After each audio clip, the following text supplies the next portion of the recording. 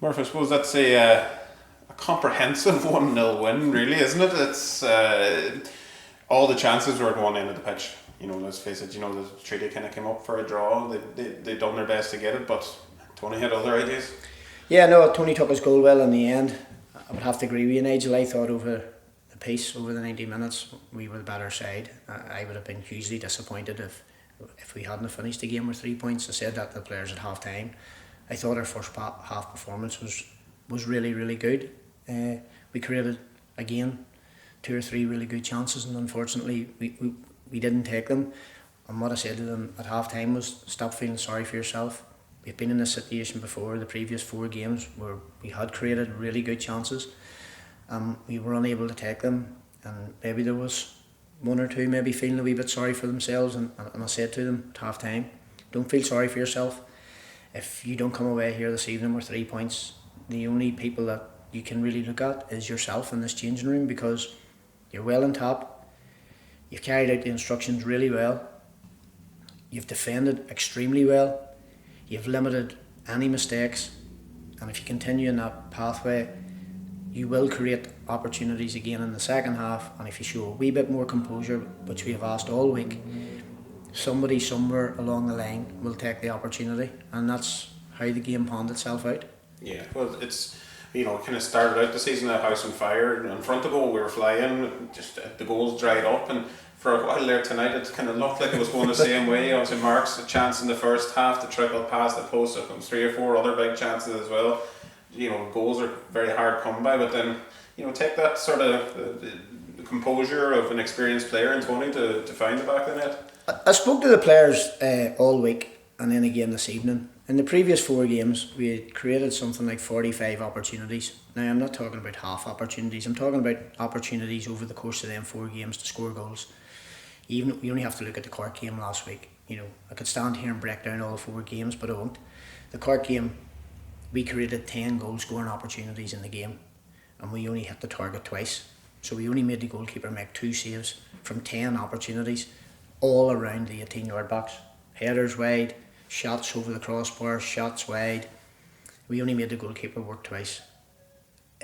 Cork, on the other hand, had 6 opportunities and had 4 on target and scored 2. So they had a ruthless streak in them that's been lacking for us. And the previous 3 games the Cork game had been the same. It had been a running theme. Up until then it hadn't been. But what I tried to say to them this week was, continue to believe in yourselves, because you're doing the right things, you're creating chances, and hopefully somewhere along the line one will fall. The first one falls to Mark, and he doesn't show any composure, and he lashes at it and it goes wide, and you're thinking, maybe he didn't listen. But it kept going, and then the very last chance at the end, to be fair to O'Donnell, wins a header he probably shouldn't win, but shows a real enthusiasm to go and try and make something happen. So well done, Sean. Wins that header. It drops to McNamee. 2 weeks ago, Tony maybe would have hit it first time, which he did do, away to Cove, and wasted a really good opportunity. Tonight he takes a touch, he lifts his head and he rolls it into the corner, and that shows the experience and somebody that understands what I'm trying to do, in not coming in and lambasting players and having a real go at you're missing chances here and you're missing them there, trying to show them the opportunities, which I did do this week. These are the opportunities we're missing. It's not a 45-yard strike, it's a ball dropping in the 6-yard box and you're not hitting the target because you're anxious.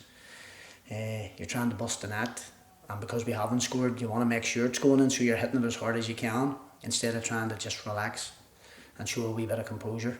And thankfully for me, the last chance of the game falls to the one guy that will take all that information on board, and he certainly rolled it into the corner very well. Yeah, well, I suppose that's something for yourself and even for Kevin there. You're 2 experienced players yourself that have been there and done it at at a very high level. Is that something you kind of understand, that players go through spells of, you know, just lashing at things, and, you know, instead of going into the dressing room and lashing out at them, it's easier to go in and say, "Look, I understand where you're coming from, you know, but take your time on it." Is that, you know, something that you take from your own experience as a player? I think maybe 10 years ago you'd go in and grip somebody by the throat. Same times have changed now. I think you have to understand that, you know, society's different and the players that you're working with are different, and you have to understand the game. What I tried to explain to the players all this week, and especially this evening before the game kicked off, I would be a lot more worried if we weren't creating the opportunities. Then, you know, you'd be really scratching your head. The type of guy that I am, you've known me now, Nigel, quite a long time. I'm always half full. I'm never half empty. You know, so what I was saying to them was, you've got to take from the belief from the fact that you're creating chances. Are we disappointed that we're not finishing them? Yes, of course we are. But let's believe that's a collective. You know, the chances that we were missing were defenders, midfielders and centre forwards and wide players. It wasn't just centre forwards. It was across the board. You know, defenders having free headers from set pieces 6 yards out, not hitting the target. Midfield players, the ball dropping 12, 13 yards out. You know, centre forwards maybe missing things in and around the box. So it was collective. What I said to them was, we've got to learn from that and grow from that. And again this evening we've took a really small step, but, you know, we showed composure when the opportunity came along. Now what we have to try and do is back it up away to Bray, which will certainly not be easy. Ian's team are flying at the moment, which I always knew they would be. They're built in the same structure as us now. They're given a lot of youth, a lot of time. The thing that you get with young players is you do get mistakes, but the one thing you do get is enthusiasm and energy and a willingness to run. And you've seen that tonight in our team as well, with the young boy that we had up front, who was enthusiastic, had put in an honest shift and showed a real willingness to run and a real willingness to battle and compete and try and get Finn Harps 3 points. And Max Johnson just epitomised everything that I wanted from tonight's performance. And I'm not shy in saying that. I don't really single people out, because it is a group and it is a collective, but I feel Max is the type that you can say, do you know what, fair play to you, kid, because it won't affect him. Because if I walk in there now, he'll probably say to me, "Murph, am I with the 20s tomorrow?" He'll not even think about Bray. He'll be thinking about the 20s. So me saying how well he done will have no effect on Max, you know, because he'll just turn up here again on Monday with the bag over his shoulder and the spring in his step bouncing along, and it'll be, "Max, how are you?" "Brilliant, Murph." And that's just the way it is, and it's infectious. You know him, you've been around him, Nigel, so I am absolutely delighted for the kid. Yeah, and again, that's the pathway in action there, lad, that's come through the academy. You know, he spent time in 16s and in 19s and 20s, and he's been around the club long enough now. He knows what it's all about. This is a lad who, this past 2 years, I would like to see us travel miles.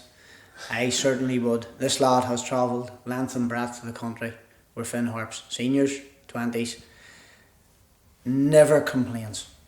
And that is a rarity for a football manager. And when I said never complains, I mean he never complains. And I am quite comfortable and happy to say on camera, he's an absolute credit to his parents.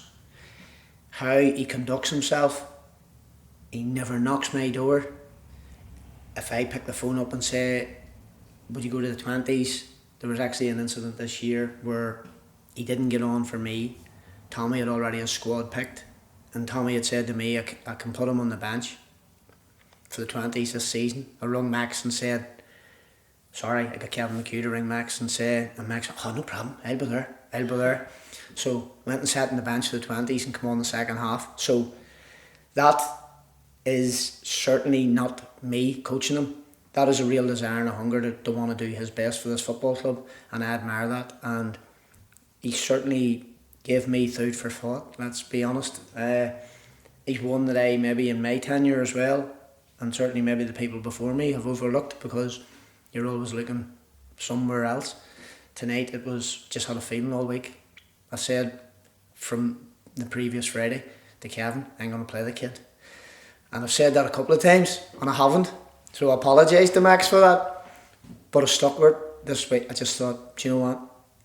I'm just going to do it, because when I watch him in training, and I'm a great fan of, you know, train how you play and play how you train. And when I spoke to him this evening, all I said to him was, just you go out there and just train how you play. And that's exactly what Max done this evening. If you be here on a Wednesday evening, we do the 11v11, that's Max. You know, and there's sometimes in the 11v11, me and Kevin are in the other starting 11, so he's got us behind him.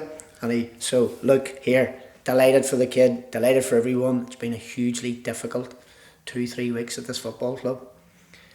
With results, performance has been okay, but results, yes, I understand, but all the stuff that's went off the field as well has been hugely difficult for everyone, and that includes players. I have done my best to shelter them from it all, and I want to just give them a huge credit, because they keep their head down, they do their job, and I couldn't be prouder of them this evening. I certainly couldn't, because again, they went to the well, and this time they were able to get the full bucket out, 3 points, so well done to them. And as I say, in Sunday for recovery, and off to Bray very early on the Monday, 9:30, start 9:45, something like that, and we'll go down there, and it'll be a difficult game, but it's one we look forward to.